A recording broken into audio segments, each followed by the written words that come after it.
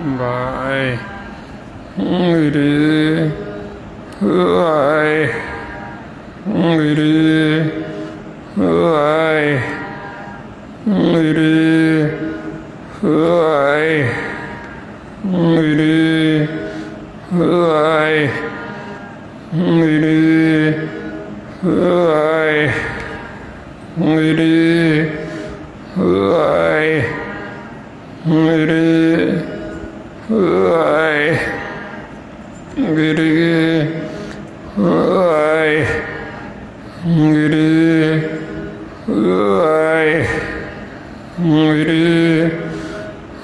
Bye. Guru. Bye.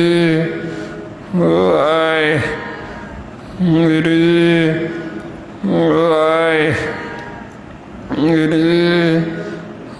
Bye. Guru. Bye. Guru. Bye. Guru. Bye. Guru. Bye. Guru. Guru. Bye. Guru. Bye. Guru. Bye. Guru. Bye. Guru. Bye. Guru. Bye. Guru.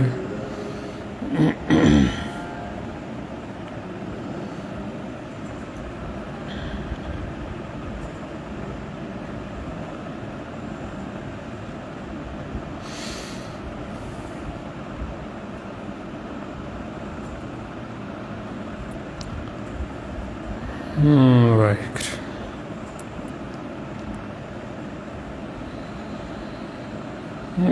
Guru ji ਦੀ ਸਾਜੀ ਨਵਾਜੀ, ਗੁਰੂ ਰੂਪ ਗੁਰੂ ਪਿਆਰੀ ਸਾਧ ਸੰਗਤ ਜੀ, ਵਾਹਿਗੁਰੂ ਜੀ ਕਾ ਖਾਲਸਾ, ਵਾਹਿਗੁਰੂ ਜੀ ਕੀ ਫਤਿਹ। ਗੁਰਮੁਖ ਪਿਆਰਿਓ, ਜੋ ਆਪਾਂ ਨੂੰ ਸਤਿਗੁਰਾਂ ਨੇ ਉਪਦੇਸ਼ ਬਖਸ਼ਿਸ਼ ਕੀਤਾ ਹੈ,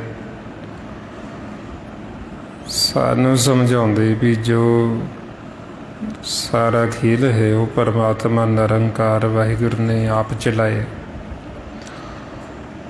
ਸਭ ਉਹਦਾ ਹੀ ਖੇਲ ਹੈ। ਹੁਣ ਜਦੋਂ ਭਗਤਾਂ ਨੇ ਉਸ ਇੱਕ ਨੂੰ, ਨਿਰੰਕਾਰ ਨੂੰ, ਪਰਮਾਤਮਾ ਨੂੰ ਜਾਣ ਲਿਆ, ਜਦੋਂ ਉਹਨਾਂ ਨੂੰ ਉਹਦਾ ਭੇਦ ਆ ਗਿਆ, ਫਿਰ ਉਹ ਇੱਕ ਦਾ ਭੇਦ ਦੇਣ ਲੱਗੇ, ਸਮਝਾਉਣ ਲੱਗੇ। ਫਿਰ ਜਿਹੜੇ ਜੀਵ ਦੁੱਧ ਵਸ ਸੀ ਉਹਨਾਂ ਨੂੰ ਚੰਗਾ ਨਹੀਂ ਲੱਗਦਾ, ਉਹ ਬੁਰਾ ਮਨਾਉਂਦੇ ਵੀ ਇਹ ਕਾਹਤੋਂ ਇੱਕ ਦੀ ਗੱਲ ਕਰਦੇ ਪਰਮਾਤਮਾ ਜੀ। ਬਾਬਾ ਕਬੀਰ ਜੀ ਗੁਰਬਾਣੀ ਗੁਰੂ ਦੁਆਰਾ ਸਾਨੂੰ ਫਿਰ ਸਮਝਾਉਂਦੇ, ਜਬ ਹਮ ਏਕੋ ਇੱਕ ਕਰ ਜਾਨੇ ਤਬ ਲੋਗੇ ਕਾਹੇ ਦੁੱਖ ਮਾਨੇ। ਬਈ ਜਦੋਂ ਅਸੀਂ ਉਹ ਇੱਕ ਨੂੰ ਜਾਣ ਲਿਆ, ਮਾਲਕ ਨੂੰ, ਪਰਮਾਤਮਾ ਨੂੰ, ਉਹਦੀ ਗੱਲ ਕਰਨ ਲੱਗੇ, ਇਹ ਜਿਹੜੇ ਜੀਵ ਦੁੱਖਦਾ ਵਸ ਸੀ ਉਹਨਾਂ ਨੂੰ ਬੜਾ ਦੁੱਖ ਲੱਗੇ, ਉਹਨਾਂ ਨੂੰ ਚੰਗਾ ਨਹੀਂ ਲੱਗਦਾ। ਉਹ ਸਿਮਰਨ ਕਰਦੇ, ਭਗਤੀ ਕਰਦੇ, ਮਾਲਕ ਦੀ ਵਿਚਾਰ ਕਰਦੇ, ਅਤੇ ਉਹਨਾਂ ਨੂੰ ਨਹੀਂ ਚੰਗਾ ਲੱਗਦਾ ਵੀ ਇਹ ਕਾਹਤੋਂ ਕਰਦੇ। ਹੌੜੇ ਜੀਵ ਨੂੰ ਕਾਹਤੋਂ ਨਹੀਂ ਚੰਗਾ ਲੱਗਦਾ, ਉਹ ਤਾਂ ਗੁਰਮੁਖ ਦਾ ਕਿਸੇ ਨੂੰ ਕੁਛ ਕਹਿੰਦੇ ਮੈਨੂੰ। ਹੁਣ ਜਿਹੜੇ ਜੀਵਾਂ ਦੇ ਅੰਦਰ ਫਿਰ ਕੂੜ ਹੈ, ਉਹ ਕੂੜ ਭਰਿਆ ਹੋਇਆ, ਤਾਂ ਕਰਕੇ ਫਿਰ ਉਹਨਾਂ ਨੂੰ ਸੱਚ ਚੰਗਾ ਨਹੀਂ ਲੱਗਦਾ। ਜਿਨ੍ਹਾਂ ਦੇ ਅੰਦਰ ਦੁਬਦਾ, ਈਰਖਾ, ਨਫ਼ਰਤ, ਇਹਨੂੰ ਕੂੜ ਕਹਿੰਦੇ। ਜਿਨ੍ਹਾਂ ਦੇ ਅੰਦਰ ਫਿਰ ਕੂੜ ਭਰਿਆ, ਸੱਚ, ਪਰਮਾਤਮਾ, ਨਿਰੰਕਾਰ ਵਾਹਿਗੁਰੂ ਨੂੰ ਸੱਚ ਆਖੇ, ਜਦੋਂ ਗੁਰਮੁਖ ਇੱਕ ਦੀ ਸੱਚ ਦੀ ਗੱਲ ਕਰਦੇ ਉਹਨਾਂ ਨੂੰ ਚੰਗਾ ਨਹੀਂ ਲੱਗਦਾ, ਉਹਨਾਂ ਨੂੰ ਉਹ ਗੱਲ ਭਾਉਂਦੀ ਨਹੀਂ। ਮਹਾਰਾਜ ਇਸ ਲਈ ਫਰਮਾਉਂਦੇ, ਜਿਨ੍ਹਾਂ ਅੰਦਰ ਕੂੜ ਵਰਤੇ ਸੱਚ ਨਾ ਭਾਵਈ। ਜੇ ਕੋਈ ਬੋਲੇ ਸੱਚ, ਕੂੜਾ ਜਲ ਜਾਵੇ। ਉੜਿਆਰੀ ਰਜੇ ਕੂੜ, ਜਿਉਂ ਵਿਸ਼ਟਾ ਕਾਗ ਖਾਵੇ। ਬਈ ਜਿਨ੍ਹਾਂ ਦੇ ਅੰਦਰ ਕੂੜ ਹੈ, ਉਹਨਾਂ ਨੂੰ ਸੱਚ ਪਰਮਾਤਮਾ ਇੱਕ ਉਹਦੀ ਗੱਲ ਭਾਉਂਦੀ ਨਹੀਂ, ਉਹਨਾਂ ਨੂੰ ਚੰਗੀ ਨਹੀਂ ਲੱਗਦੀ, ਉਹਨਾਂ ਨੂੰ ਸਿਮਰਨ ਚੰਗਾ ਨਹੀਂ ਲੱਗਦਾ। ਜਦੋਂ ਗੁਰਮੁਖ ਉਹ ਇੱਕ ਦੀ ਮਾਲਕ ਦੀ ਵਿਚਾਰ ਕਰਦੇ, ਉਹਨਾਂ ਨੂੰ ਉਹ ਵੀ ਨਹੀਂ ਚੰਗੀ ਲੱਗਦੀ। ਜੇ ਕੋਈ ਉਹਨਾਂ ਕੋਲ ਸੱਚ ਦੀ ਗੱਲ ਕਰਦਾ, ਉਹ ਕੂੜ ਅੰਦਰ ਉਹਨਾਂ ਦੇ ਹੋਣ ਕਰਕੇ ਉਹ ਜਲਦੇ ਕੂੜ ਦੇ ਵਿੱਚ, ਉਹ ਸੜਦੇ, ਉਹਨਾਂ ਨੂੰ ਦੁੱਖ ਲੱਗਦਾ, ਉਹਨਾਂ ਨੂੰ ਗੁੱਸਾ ਚੜ੍ਹਦਾ। ਮਹਾਰਾਜ ਕਹਿੰਦੇ ਉਹਨਾਂ ਦੀ ਅਵਸਥਾ ਇਸ ਤਰ੍ਹਾਂ ਫਿਰ ਵੀ ਜਿਵੇਂ ਕਾਂ ਵੈਸਟਰਾ ਗੰਦਗੀ ਖਾਂਦਾ, ਇਸੇ ਤਰ੍ਹਾਂ ਹੀ ਉਹ ਗੰਦਗੀ ਖਾਣ ਦੇ ਆਦੀ ਹੋ ਗਏ, ਤਾਂ ਕਰਕੇ ਉਹਨਾਂ ਨੂੰ ਸੱਚ ਭਾਉਂਦਾ ਨਹੀਂ। ਹੁਣ ਜਦੋਂ ਫਿਰ ਬਾਬਾ ਕਬੀਰ ਜੀ ਕਹਿੰਦੇ ਵੀ ਅਸੀਂ ਮਾਲਕ ਨਾਲ ਮਿਲਾਪ ਕੀਤਾ, ਜਦੋਂ ਇੱਕ ਨੂੰ ਜਾਣਿਆ ਅਤੇ ਇੱਕ ਨੂੰ ਹੀ ਦੇਖਿਆ, ਸਭ ਦੇ ਵੀ ਹਰ ਥਾਂ 'ਤੇ ਉਹੀਓ ਮੌਜੂਦ ਸੀ। ਉਹਦੀ ਇੱਕ ਦੀ ਜਦੋਂ ਵਿਚਾਰ ਕਰਨ ਲੱਗੇ ਤਾਂ ਲੋਕਾਂ ਨੂੰ ਬੜਾ ਦੁੱਖ ਲੱਗੇ। ਦੁੱਖ ਉਹਨਾਂ ਨੂੰ ਲੱਗਿਆ ਜਿਨ੍ਹਾਂ ਦੇ ਅੰਦਰ ਕੂੜ ਸੀ, ਉਹਨਾਂ ਨੂੰ ਫਿਰ ਉਹ ਚੰਗੇ ਨਹੀਂ ਲੱਗਦੇ। ਹੁਣ ਇਹੋ ਕਾਰਨ ਸੀ ਵੀ ਲਾਹਾ ਤਾਂ ਅਸੀਂ ਇਹ ਲੈਣਾ ਵੀ ਉਹਨਾਂ ਦਾ ਸੰਗ ਕਰਕੇ ਅਸੀਂ ਭਗਤਾਂ ਦਾ, ਉਹਨਾਂ ਤੋਂ ਸਿੱਖਿਆ ਲੈ ਕੇ ਜੀਵਨ ਦਾ ਲਾਹਾ ਕੱਟ ਸਕਦੇ। ਪਰ ਜਿਨ੍ਹਾਂ ਦੇ ਅੰਦਰ ਕੂੜ ਸੀ, ਉਹ ਉਲਟਾ ਉਹਨਾਂ ਨੂੰ ਹੀ ਸਜ਼ਾਵਾਂ ਦੇਣੀਆਂ ਸ਼ੁਰੂ ਕਰ ਦਿੱਤੀ। ਬਈ ਇਹ ਇੱਕ ਦੀ ਸੱਚ ਦੀ ਗੱਲ ਕਰਦੇ, ਇਹਨਾਂ ਨੂੰ ਖਤਮ ਕਰ, ਇਹਨਾਂ ਨੂੰ ਰੋਕੋ, ਇਹਨਾਂ ਨੂੰ ਬੰਦ ਕਰੋ, ਇਹ ਨਹੀਂ ਹੋਣਾ ਚਾਹੀਦਾ। ਔਰ ਫਿਰ ਇਸ ਅਵਸਥਾ 'ਚ ਫਿਰ ਬਾਬਾ ਕਬੀਰ ਜੀ ਕਹਿੰਦੇ ਵੀ ਫਿਰ ਜਦੋਂ ਅਸੀਂ ਇੱਕ ਨੂੰ ਜਾਣਿਆ, ਫਿਰ ਲੋਕਾਂ ਨੂੰ ਉਹ ਚੰਗਾ ਨਹੀਂ ਲੱਗਿਆ। ਉਹਨਾਂ ਨੇ ਦੁੱਖ ਮੰਨਿਆ, ਉਹਨਾਂ ਨੇ ਤਕਲੀਫ ਮੰਨੀ ਜਦੋਂ ਉਹਨਾਂ ਨੇ ਮਾਲਕ ਦੀ ਗੱਲ ਕੀਤੀ। ਇਸ ਅਵਸਥਾ 'ਚ ਫਿਰ ਸਤਿਗੁਰੂ ਕਹਿੰਦੇ, ਜਬ ਹਮ ਏਕੋ ਏਕ ਕਰ ਜਾਨੇ ਹਾਂ, ਤਬ ਲੋਗੇ ਕਾਹੇ ਦੁੱਖ ਮਾਨੇ। ਵੀ ਜਦੋਂ ਅਸੀਂ ਇੱਕ ਨੂੰ ਜਾਣਿਆ, ਉਹਦੀ ਗੱਲ ਕੀਤੀ, ਅਤੇ ਫਿਰ ਲੋਕਾਂ ਨੇ ਕਿਉਂ ਦੁੱਖ ਮਨਾਇਆ, ਕਾਹਤੋਂ ਉਹਨਾਂ ਨੂੰ ਦੁੱਖ ਲੱਗੇ। ਕਿਉਂਕਿ ਮਾਰਗ ਹੀ ਐਸਾ ਪਰਮਾਤਮਾ ਦਾ, ਇਹਦੇ 'ਤੇ ਵਿਰਲੇ ਵਿਰਲੇ ਗੁਰਮੁਖ ਚੱਲਦੇ, ਕੋਈ ਬਹੁਤੇ ਜੀਵ ਧਾਤ ਦੇ ਰਸਤੇ 'ਤੇ ਚੱਲਦੇ, ਵੈਰ ਵਿਰੋਧ ਵਾਲੇ, ਮਾਇਆ ਦੇ ਨਾਲ ਜੁੜੇ ਹੋਣ ਕਰਕੇ। ਔਰ ਇਸੇ ਤਰ੍ਹਾਂ ਹੀ ਫਿਰ ਉਹ ਕਠਿਨਾਈਆਂ ਜਿਹੜੀਆਂ ਉਹਨਾਂ ਨੂੰ ਆਈਆਂ, ਉਹ ਫਿਰ ਉਹਨਾਂ ਨੇ ਗੁਰਬਾਣੀ ਗੁਰੂ ਵਿੱਚ ਦਰਜ ਕਰ ਦਿੱਤੀਆਂ ਵੀ ਤਾਂ ਕਿ ਉਹਨਾਂ ਨੂੰ ਵੀ ਆਈਆਂ, ਅਤੇ ਜਦੋਂ ਆਪਾਂ ਇਸ ਮਾਰਗ 'ਤੇ ਚੱਲਾਂਗੇ ਆਪਾਂ ਨੂੰ ਵੀ ਆਉਣਗੀ।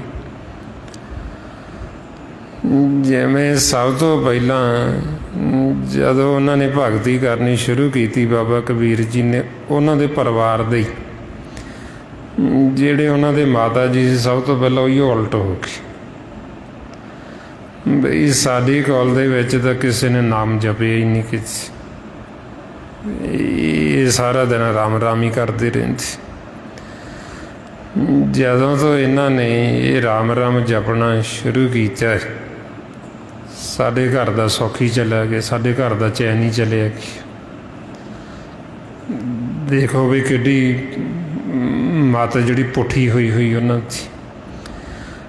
ਬਈ ਸਤਿਗੁਰੂ ਤਾਂ ਕਹਿ ਰਹੇ, ਜਿੱਥੇ ਸਿਮਰਨ ਅਭਿਆਸ ਹੁੰਦਾ, ਜਿੱਥੇ ਭਗਤੀ ਕਰਨ ਵਾਲੇ, ਉਹ ਥਾਂ ਪਵਿੱਤਰ ਹੋ ਜਾਂਦੀ, ਉਹ ਘਰ ਮੰਦਰ ਬਣ ਜਾਂਦਾ, ਉਹ ਧਰਤੀ ਸ਼ੁੱਧ ਹੋ ਜਾਂਦੀ, ਉੱਥੇ ਜਿਹੜਾ ਮਨ ਹੈ ਉਹ ਮਨ ਸ਼ੁੱਧ ਪਵਿੱਤਰ ਹੈ, ਅਤੇ ਉਹ ਥਾਂ ਘਰ ਜਿਹੜਾ ਉਹ ਮੰਦਰ ਬਣ ਜਾਂਦਾ। ਅਤੇ ਇਹ ਸਾਰੀਆਂ ਵਡਿਆਈਆਂ ਨਾਮ ਦੀਆਂ। ਮਹਾਰਾਜ ਕਹਿੰਦੇ, ਸੋ ਸੱਚ ਮੰਦਰ ਜਿਤ ਸੱਚ ਤੇ ਆਈਏ, ਸੋ ਰਿਦਾ ਸਹੇਲਾ ਜਿਤ ਹਰ ਗੁਣ ਗਾਈਏ। ਸਾ ਧਰਤ ਸੁਹਾਵੀ ਜਿੱਥੇ ਵਸੇ ਹਰ ਜਨ, ਸੱਚੇ ਨਾਮ ਬਿਟੋਂ ਕਰਵਾਣ ਜੀਓ। ਮਹਾਰਾਜ ਤਾਂ ਕਹਿੰਦੇ ਅਸੀਂ ਕਰਵਾਣ ਜੰਤ, ਨਾਮ ਤੋਂ ਵੀ ਜਿਹਦੀ ਇੰਨੀ ਮਹਿਮਾ, ਜਿਹਨੇ ਸਾਰਾ ਕੁਛ ਹੀ ਪਵਿੱਤਰ ਕਰ ਦੇਣਾ। ਹੁਣ ਉਹ ਵੀ ਜੀਵ ਨੇ ਜਿਹੜੇ ਕਹਿੰਦੇ ਵੀ ਸਾਡੇ ਘਰ ਦਾ ਸੁੱਖ ਚੈਨ ਹੀ ਚੱਲੇ ਗਏ, ਜਿਉਂ ਇਹਨੇ ਸਿਮਰਨ ਕਰਨਾ ਸ਼ੁਰੂ ਕੀਤਾ। ਉਹ ਫਿਰ ਬਾਬਾ ਕਬੀਰ ਜੀ ਦੱਸਦੇ ਵੀ ਕਿਵੇਂ ਉਹਨਾਂ ਦੇ ਨਾਲ ਬੀਤੀ। ਉਹਨਾਂ ਦੇ ਮਾਤਾ ਜੀ ਕਹਿਣ ਲੱਗੇ ਵੀ ਇਹ ਸਵੇਰੇ ਉੱਠਦਾ ਹੈ ਵੀ ਗਾਗਰ ਭਰ ਕੇ ਲਿਆਉਂਦਾ ਅਤੇ ਛਿੜਕਾ ਕਰਕੇ ਵੀ ਜਿਉਂ ਬੈਠਣਾ ਸ਼ੁਰੂ ਕਰਦਾ ਰਾਮ ਰਾਮ। ਬਈ ਸਾਡੇ ਘਰ ਦਾ ਇਹ ਸੁੱਖ ਚੈਨ ਚਲਾ ਗਿਆ। ਅਤੇ ਫਿਰ ਉਹ ਆਪਦੀਆਂ ਦਰਾਣੀਆਂ ਅਤੇ ਜਠਾਣੀਆਂ ਨੂੰ ਕਹਿੰਦੀ ਬਈ ਜਦੋਂ ਦੇ ਇਹਨੇ ਰਾਮ ਰਾਮ ਜਪਣਾ ਸ਼ੁਰੂ ਕੀਤਾ ਵੀ ਸਾਡੇ ਘਰ ਦਾ ਚੈਨ ਚਲਾ ਗਿਆ ਅਤੇ ਇਹੋ ਜਿਹਾ ਮਰ ਕਿਉਂ ਨਹੀਂ ਜਾਂਦਾ। ਬਈ ਇਹੋ ਜਿਹੇ ਬੰਨੀ ਉਹ ਖੜ੍ਹਾ ਹੀ ਕੀ ਹੈ, ਕਿਉਂਕਿ ਹੋਰ ਤਾਂ ਉਹ ਕੰਮ ਕਰਦਾ ਨਹੀਂ ਵੀ ਰਾਮ ਰਾਮ ਹੀ ਜਪਦਾ ਰਹਿੰਦਾ।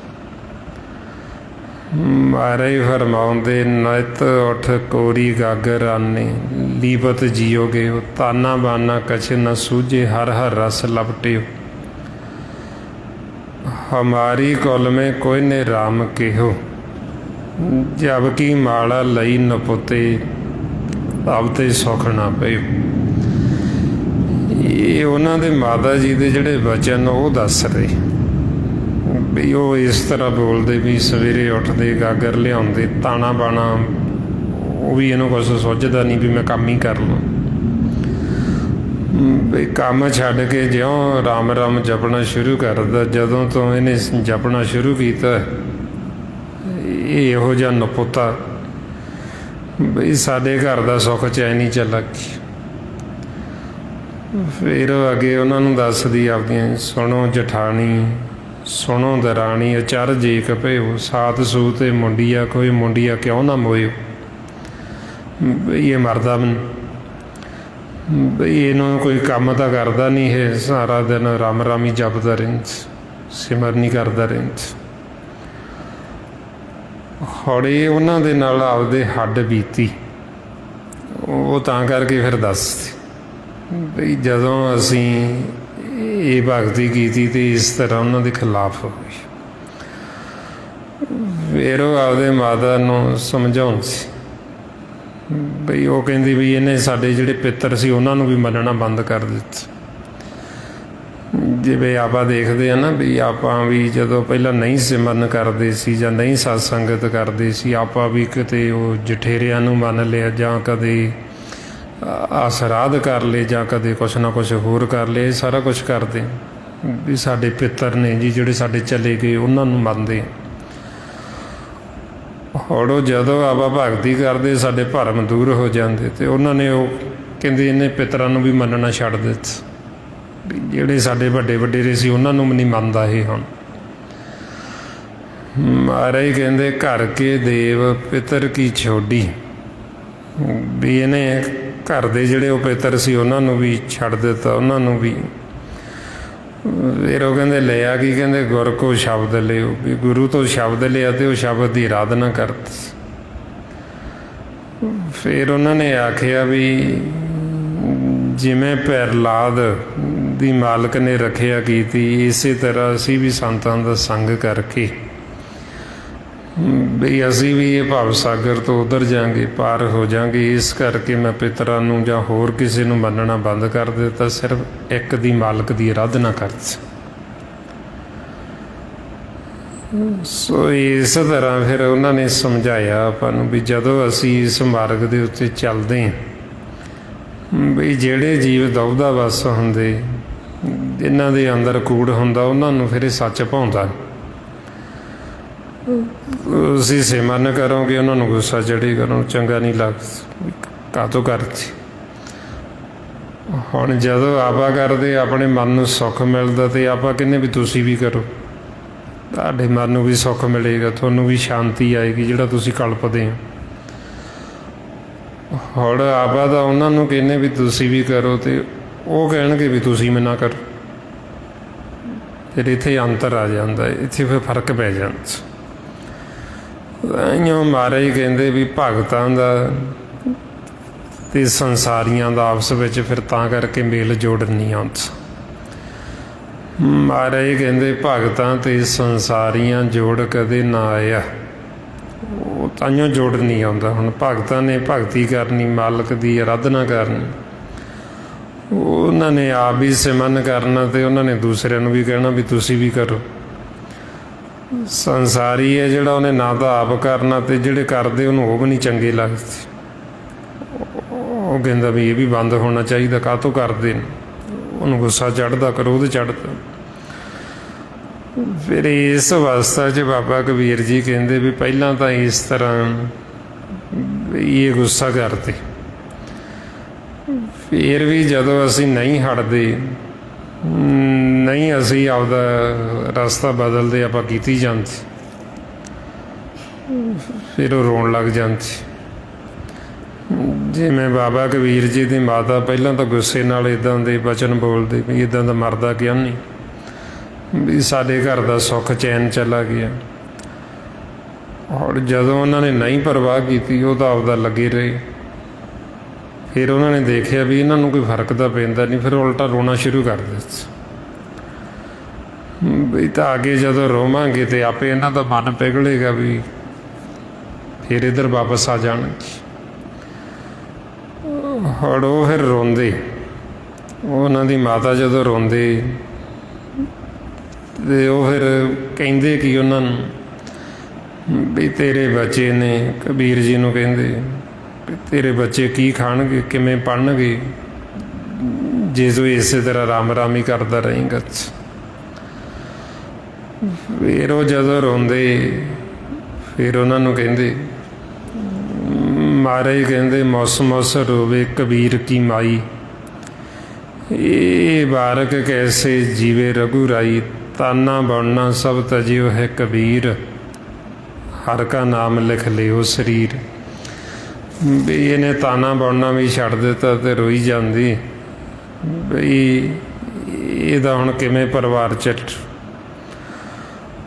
ਹੁਣ ਰੋਂਦੇ ਇਸ ਕਰਕੇ ਵੀ ਇਹਨਾਂ ਦਾ ਧਿਆਨ ਇੱਧਰ ਨੂੰ ਆਵੇ, ਫਿਰ ਚਿੰਤਾ ਫਿਕਰਾਂ ਦੇ ਵਿੱਚ ਜਾਣ, ਵੀ ਇਹਨਾਂ ਨੂੰ ਫਿਕਰ ਹੋਵੇ, ਇਹਨਾਂ ਨੂੰ ਚਿੰਤਾ ਹੋਵੇ। ਹੁਣ ਉਹ ਜਿਹੜੇ ਗੁਰਮੁਖ ਫਿਰ ਉਹ ਇਸ ਤਰ੍ਹਾਂ ਉਹ ਚਿੰਤਾ ਫਿਕਰ ਨਹੀਂ ਕਰਦੇ। ਉਹ ਫਿਰ ਕਹਿਣ ਲੱਗੇ, ਕਹਿੰਦੇ ਵੀ ਚਿੰਤਾ ਜਿਹੜੀ ਫਿਕਰ ਉਹ ਮਾਲਕ ਨੂੰ, ਪਰਮਾਤਮਾ ਨੂੰ, ਜਿਹਦੇ ਅਸੀਂ ਸਾਰੇ ਬੱਚੇ। ਮਹਾਰਾਜ ਕਹਿੰਦੇ ਕਹਿਤ ਕਬੀਰ ਸੁਣੋ ਮੇਰੀ ਮਾਈ, ਹਮਰਾ ਇਨਕਾ ਦਾਤਾ ਏਕ ਰਘੁਰਾਈ। ਇਹ ਸਾਰਿਆਂ ਦਾ ਜਿਹੜਾ ਮਾਤਾ ਪਿਤਾ ਉਹ ਇੱਕੋ ਹੀ, ਪਰਮਾਤਮਾ ਵਾਹਿਗੁਰੂ ਰਾਮ। ਅਤੇ ਉਹਨੂੰ ਸਭ ਦਾ ਫਿਕਰ, ਉਹਨੂੰ ਸਭ ਦੀ ਚਿੰਤਾ, ਅਤੇ ਆਪਾਂ ਨੂੰ ਚਿੰਤਾ ਫਿਕਰ ਕਰਨ ਦੀ ਲੋੜ ਕੋਈ ਨਹੀਂ। ਹੁਣ ਇਸ ਤਰ੍ਹਾਂ ਫਿਰ ਆਪਾਂ ਨੂੰ ਸਮਝਾਉਂਦੇ ਵੀ ਇੱਦਾਂ ਸਾਨੂੰ ਵਾਪਸ ਮੋੜਨਾ ਚਾਹੁੰਦੇ, ਵੀ ਇਹ ਸੰਸਾਰ ਦੇ ਵਿੱਚ ਇੱਧਰ ਹੀ ਲੱਗੇ ਰਹਿਣ, ਇੱਧਰ ਹੀ ਚਿੰਤਾ ਫਿਕਰ ਕਰੀ ਜਾਣ, ਵੀ ਇਹ ਕਿਤੇ ਚਿੰਤਾ ਫਿਕਰਾਂ ਤੋਂ ਰਹਿਤ ਨਾ ਹੋ ਜਾਣ, ਇਹ ਕਿਤੇ ਘਰ ਵਾਪਸ ਨਾ ਚਲੇ ਜਾਣ। ਇਸ ਕਰਕੇ ਇਹਨਾਂ ਦਾ ਧਿਆਨ ਇੱਧਰ ਨੂੰ ਮੁੜ ਕੇ ਵਾਰ-ਵਾਰ ਖਿੱਚੋ ਸੰਸਾਰ ਵਾਲੀ, ਮਾਇਆ ਵਾਲੀ। ਹੁਣ ਇਸ ਵਾਸਤੇ ਫਿਰ ਬਾਬਾ ਕਬੀਰ ਜੀ ਕਹਿੰਦੇ ਵੀ ਜਦੋਂ ਅਸੀਂ ਇੱਕ ਨੂੰ ਜਾਣਿਆ ਅਤੇ ਇੱਕ ਦੀ ਗੱਲ ਕੀਤੀ, ਅਤੇ ਫਿਰ ਲੋਕਾਂ ਨੂੰ ਬੁਰਾ ਲੱਗੇ।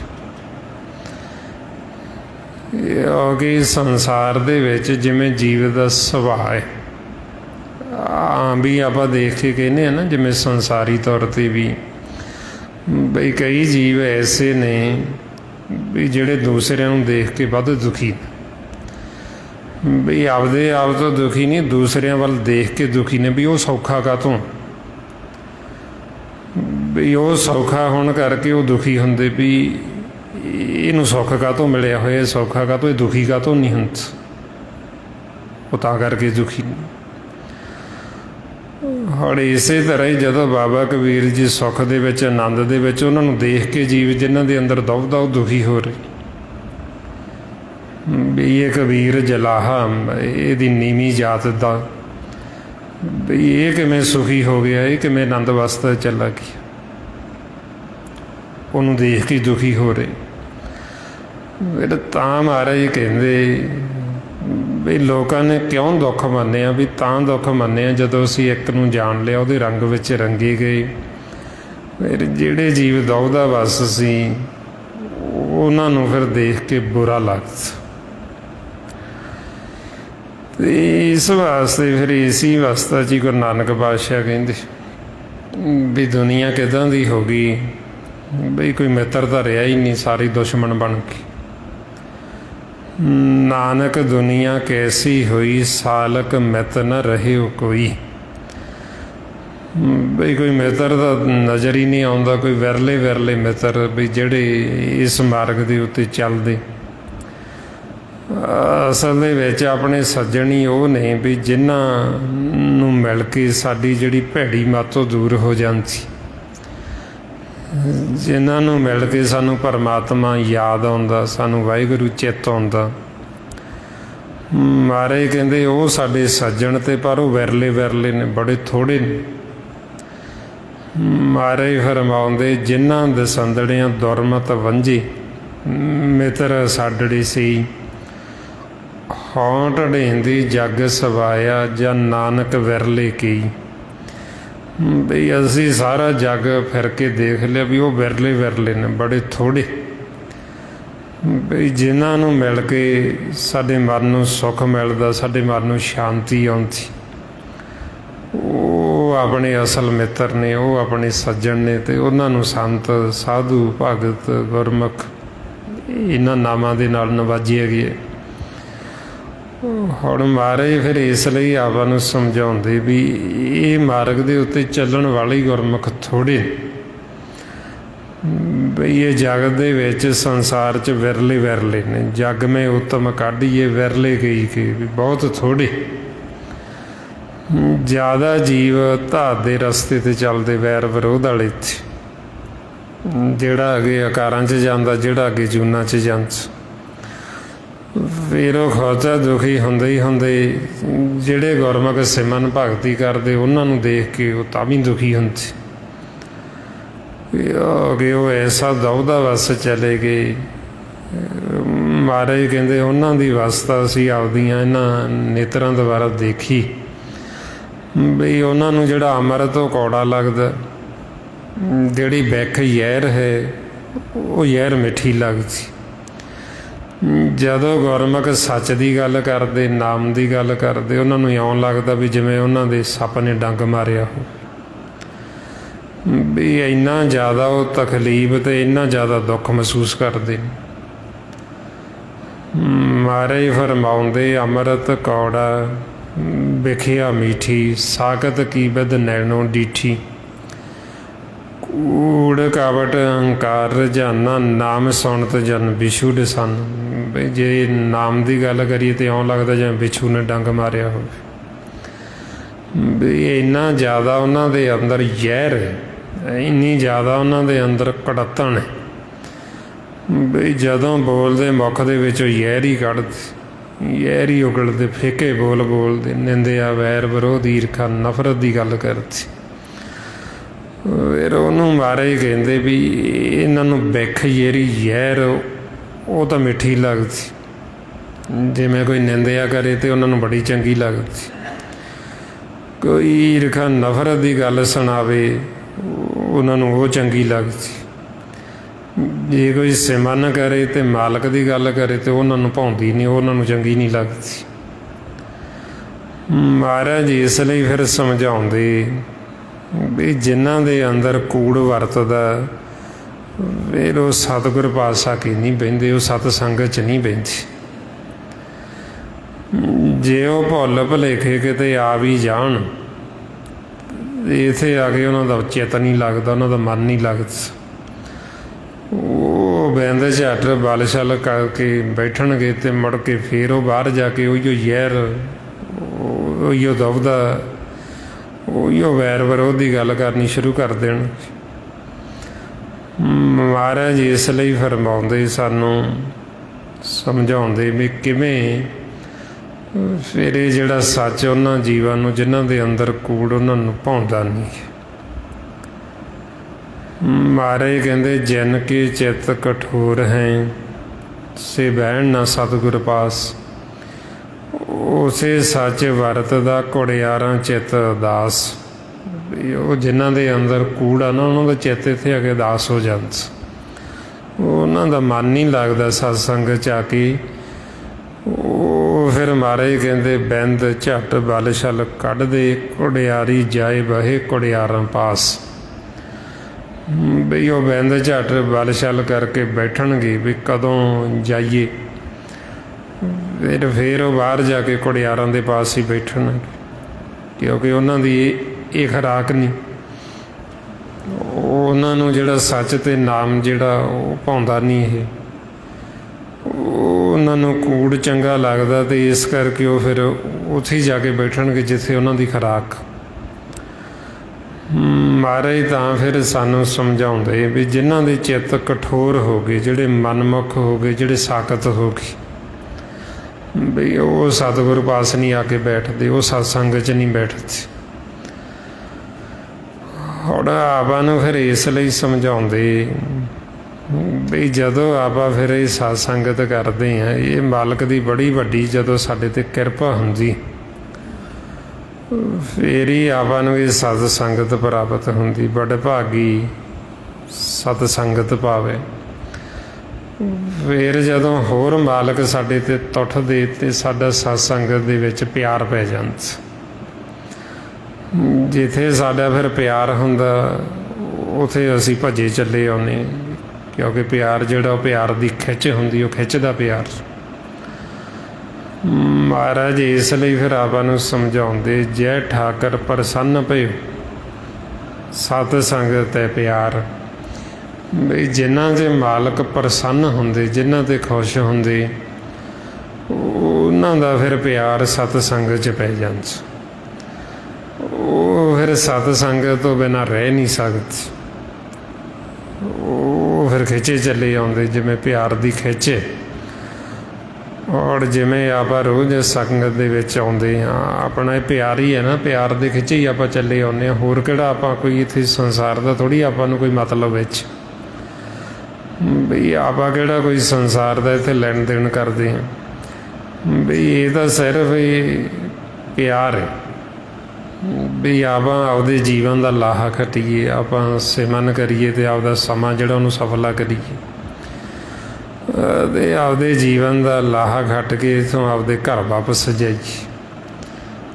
ਸਤ ਸੰਗਤ ਦਾ ਭਾਵ ਹੀ ਇਹ ਹੁੰਦਾ ਵੀ ਜਿਹੜੇ ਗੁਰਮੁਖ ਇਸ ਮਾਰਗ 'ਤੇ ਚੱਲੇ, ਵੀ ਜਿਹੜੇ ਆਪਣੇ ਘਰ ਚਲੇ ਗਏ, ਫਿਰ ਘਰ ਨਿਜ ਮਹਿਲ, ਜਿਨ੍ਹਾਂ ਨੇ ਮਾਲਕ ਨਾਲ ਮਿਲਾਪ ਕਰ ਲਿਆ।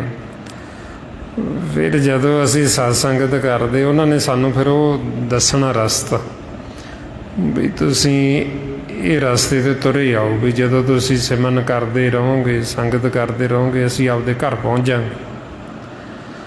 ਉਹ ਫਿਰ ਗੁਰਮੁਖਾਂ ਨੇ ਸਾਨੂੰ ਅੱਗੇ ਰਸਤਾ ਦੱਸੀ ਜਾਣਾ, ਅਤੇ ਅਸੀਂ ਜਦੋਂ ਤੁਰੇ ਜਾਂਦੇ ਹਾਂ ਰਸਤੇ 'ਤੇ ਸਹਿਜ ਮਾਰਗ, ਜਦੋਂ ਸਹਿਜੇ ਸਹਿਜੇ ਤੁਰੇ ਰਹਾਂਗੇ, ਲਗਾਤਾਰ ਚੱਲੀ ਜਾਵਾਂਗੇ, ਅਤੇ ਅਸੀਂ ਘਰ ਪਹੁੰਚ ਹੀ ਜਾਵਾਂਗੇ।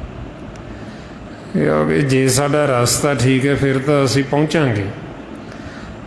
ਜੇ ਰਸਤਾ ਹੀ ਬਦਲ ਜਾਵੇ, ਫਿਰ ਅਸੀਂ ਪੁੱਠੇ ਰਾਹ ਪੈ ਕੇ ਫਿਰ ਅਸੀਂ ਦੂਰ ਚਲੇ ਜਾਂਦੇ। ਹੋਰ ਜਿਵੇਂ ਹੁਣ ਆਪਾਂ ਜਾਣਾ ਹੋਵੇ ਲੁਧਿਆਣੇ ਨੂੰ, ਅਤੇ ਪੈ ਜੀ ਆਪਾਂ ਮੋਗੇ ਵੱਲ ਨੂੰ, ਅਤੇ ਉਹ ਤਾਂ ਫਿਰ ਆਪਾਂ ਉੱਥੇ ਨਹੀਂ ਨਾ ਪਹੁੰਚ ਸਕਦੇ, ਕਿਉਂਕਿ ਰਸਤਾ ਹੀ ਬਦਲ ਗਿਆ ਆਪਣਾ। ਹੁਣ ਇਸੇ ਤਰ੍ਹਾਂ ਹੀ ਜੇ ਹੁਣ ਆਪਾਂ ਆਪਦੇ ਜੀਵਨ ਦਾ ਲਾਹਾ ਕੱਟਣਾ, ਆਪਾਂ ਲਿਵ ਦੇ ਮਾਰਗ 'ਤੇ ਚੱਲਦੇ ਹਾਂ, ਪਿਆਰ ਦੇ ਮਾਰਗ 'ਤੇ, ਸੰਤ ਮਾਰਗ 'ਤੇ, ਜੇ ਤਾਂ ਅਸੀਂ ਇਹ ਮਾਰਗ 'ਤੇ ਚੱਲਾਂਗੇ, ਰਸਤਾ ਠੀਕ ਹੈ, ਅਤੇ ਅਸੀਂ ਤੁਰੇ ਜਾਵਾਂਗੇ ਅਤੇ ਅਸੀਂ ਪਹੁੰਚ ਹੀ ਜਾਵਾਂਗੇ। ਜੇ ਹੁਣ ਸਾਡਾ ਰਸਤਾ ਹੀ ਧਾਤ ਵਾਲਾ ਅਸੀਂ ਇਖਤਿਆਰ ਕਰ ਲਏ, ਜੇ ਅਸੀਂ ਵੈਰ ਵਿਰੋਧ 'ਚ ਚਲੇ ਗਏ, ਈਰਖਾ ਨਫ਼ਰਤ 'ਚ ਚਲੇ ਗਏ, ਹਉਮੈ ਹੰਕਾਰ ਵਿੱਚ ਚਲੇ ਗਏ, ਅਤੇ ਸਾਡਾ ਰਾਹ ਹੀ ਬਦਲ ਗਿਆ, ਫਿਰ ਉਹ ਰਸਤਾ ਸਾਨੂੰ ਦੂਰ ਲੈ ਜਾਏਗਾ ਪਰਮਾਤਮਾ 'ਚ। ਮਹਾਰਾਜ ਇਸ ਲਈ ਫਿਰ ਸਾਨੂੰ ਸਮਝਾਉਂਦੇ ਵੀ ਇਹ ਸਾਡੇ ਕਰਮਾਂ 'ਤੇ, ਵੀ ਸਾਡੇ ਮਨ ਦੇ ਕਰਮ ਕਿੱਦਾਂ ਦੇ ਨੇ, ਇਹ ਕਰਮ ਹੀ ਸਾਨੂੰ ਪਰਮਾਤਮਾ ਦੇ ਨੇੜੇ ਲੈ ਕੇ ਜਾਂਦੇ, ਅਤੇ ਕਰਮ ਹੀ ਸਾਨੂੰ ਦੂਰ ਲੈ ਜਾਂਦੇ। ਮਹਾਰਾਜ ਫਰਮਾਉਂਦੇ, ਕਰਮੀ ਆਪੋ ਆਪਣੀ ਕੇ ਨੇੜੇ ਕੇ ਦੂਰ। ਹੁਣ ਜਿਹੜਾ ਤਾਂ ਕਰਮ ਫਿਰ ਜੀਵ ਆਪਦੀ ਮੱਤ ਦੁਆਰਾ ਕਰਦਾ, ਧਾਤ ਦੇ ਰਸਤੇ 'ਤੇ ਚੱਲਦਾ ਹੋਇਆ, ਉਹ ਸਾਨੂੰ ਪਰਮਾਤਮਾ ਤੋਂ ਦੂਰ ਲੈ ਜਾਂਦਾ, ਕਿਉਂਕਿ ਉਹ ਰਸਤਾ ਹੀ ਸਾਡੇ ਘਰ ਨੂੰ ਨਹੀਂ ਜਾਂਦਾ, ਉਹ ਰਸਤਾ ਅੱਗੇ ਜੂਨਾਂ 'ਚ ਜਾਂਦਾ।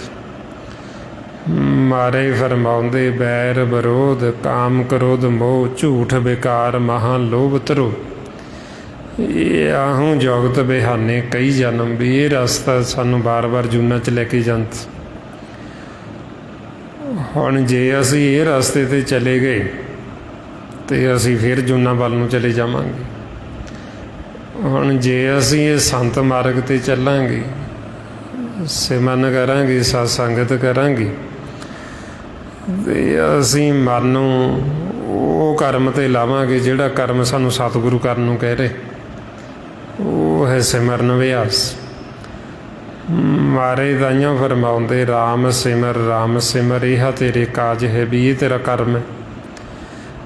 ਜੇ ਅਸੀਂ ਇਹ ਕਰਮ ਕਰਾਂਗੇ ਅਸੀਂ ਪਰਮਾਤਮਾ ਦੇ ਨੇੜੇ ਆ ਜਾਵਾਂਗੇ, ਅਸੀਂ ਉਹਦੇ ਨਾਲ ਮਿਲਾਪ ਕਰ ਲਾਂਗੇ। ਜਦੋਂ ਨੇੜੇ ਆ ਗਏ ਤੇ ਫੇਰ ਹੀ ਮਿਲਾਪ ਹੋਣਾ, ਜੇ ਦੂਰ ਚਲੇ ਗਏ ਫਿਰ ਤਾਂ ਹੋਣਾ ਨਹੀਂ। ਜਿੰਨਾ ਨੇੜੇ ਆਵਾਂਗੇ ਓਨਾ ਹੀ ਸਾਡਾ ਮਿਲਾਪ ਹੋਣਾ ਮਾਲਕ ਦੇ ਨਾਲ।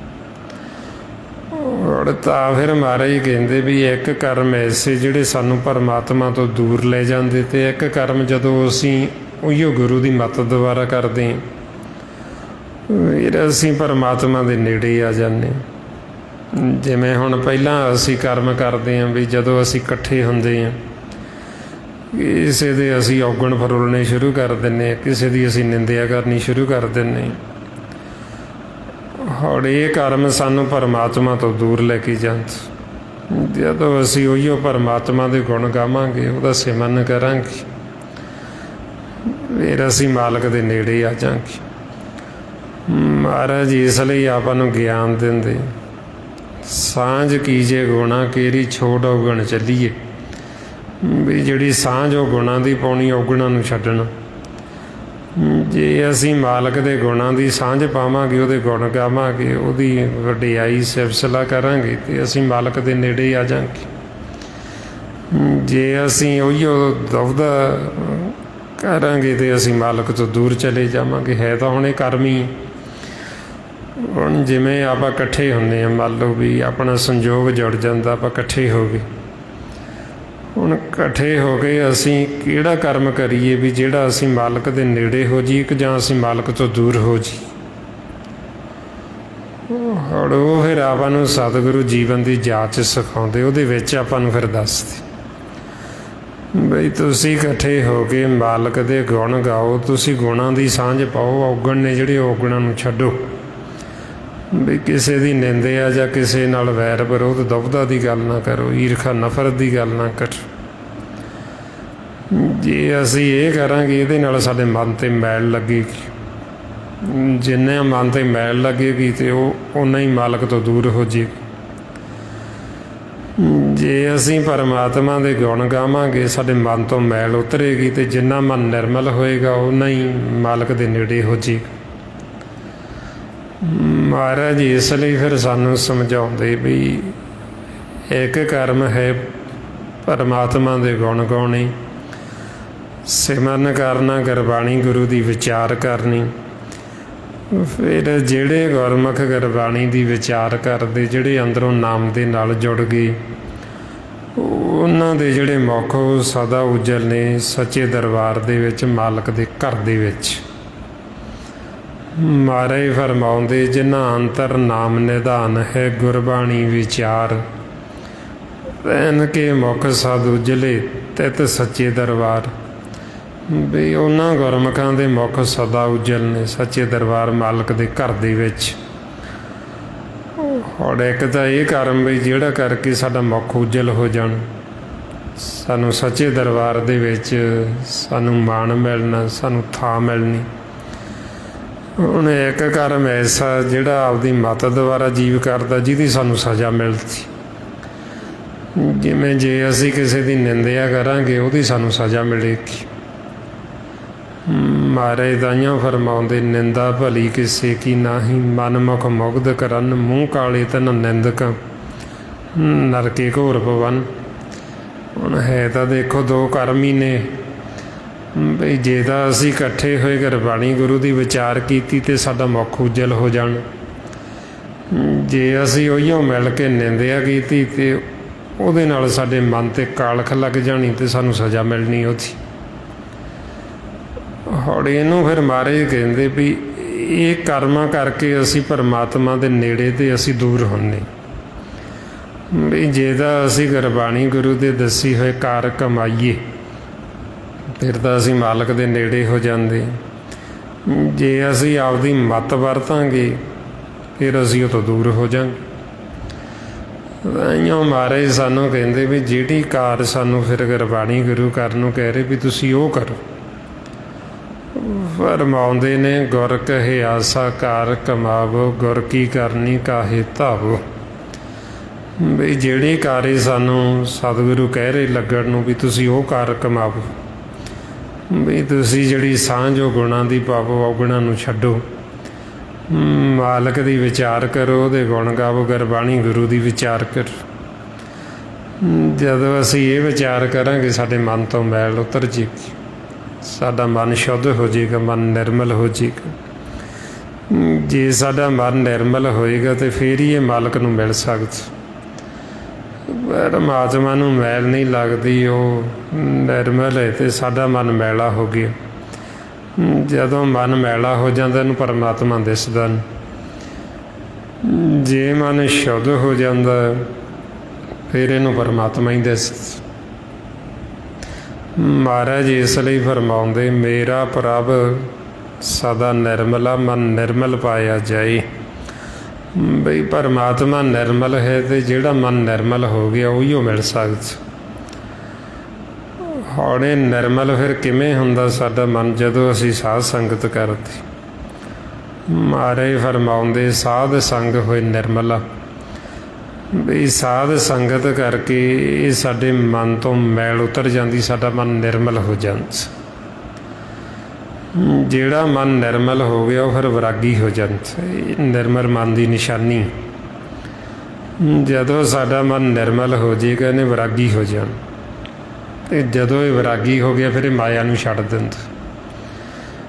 ਮਾਇਆ ਕੀ ਇਹ ਵਿਚਾਰ ਫੁਰਨੇ, ਫਿਰ ਇਹ ਵਿਚਾਰਾਂ ਫੁਰਨਿਆਂ ਤੋਂ ਰਹਿਤ ਹੋ ਜਾਂਦਾ ਜਦੋਂ ਇਹ ਵਿਰਾਗੀ ਹੋ ਜਾਂਦਾ। ਮਹਾਰਾਜ ਇਸ ਲਈ ਫਰਮਾਉਂਦੇ ਬਿਨ ਵਿਰਾਗ ਨਾ ਛੂਟ ਸਮਾਇਆ।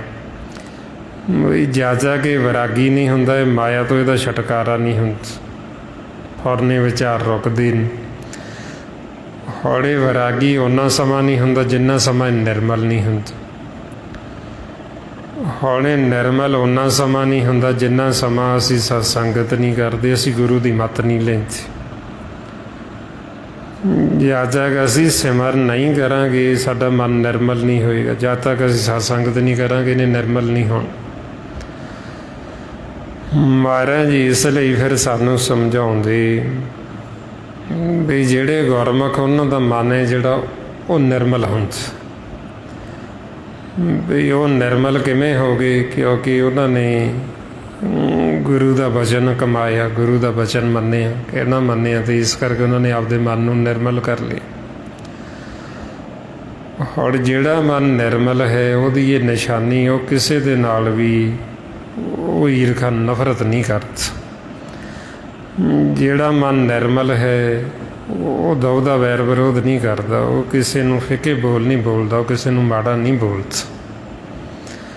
ਮਹਾਰਾਜ ਕਹਿੰਦੇ ਨਿਰਮਲ ਮਨ ਦੀ ਨਿਸ਼ਾਨੀ ਜਿਹੜਾ ਅੰਦਰੋਂ ਨਾਮ ਦੇ ਨਾਲ ਜੁੜਿਆ, ਉਹ ਫਿਰ ਸਾਰਿਆਂ ਦੇ ਅੰਦਰ ਵੀ ਮਾਲਕ ਨੂੰ ਦੇਖਦਾ ਅਤੇ ਮਾਲਕ ਨੂੰ ਦੇਖ ਕੇ ਫਿਰ ਉਹ ਨਮਸਕਾਰ ਕਰਦਾ। ਮਹਾਰਾਜ ਇਸ ਲਈ ਫਰਮਾਉਂਦੇ ਉਰ ਧਾਰੇ ਜੋ ਅੰਤਰ ਨਾਮ ਸਰਬ ਮੈਂ ਪੇਖੇ ਭਗਵਾਨ। ਨੈਮਖ ਨੈਮਖ ਠਾਕਰ ਨਮਸਕਾਰੇ ਨਾਨਕ ਅਪਰ ਸਗਲ ਨਿਸਤਾਰੇ। ਜਿਹੜਾ ਮਨ ਫਿਰ ਨਿਰਮਲ, ਉਹਦੀ ਇਹ ਨਿਸ਼ਾਨੀ ਮਹਾਰਾਜ ਦੱਸਦੇ ਵੀ ਜਿਹੜਾ ਨਿਰਮਲ ਹੋ ਗਿਆ ਉਹ ਮਾਲਕ ਦਾ ਹੀ ਰੂਪ ਹੋ ਜਾਂਦਾ।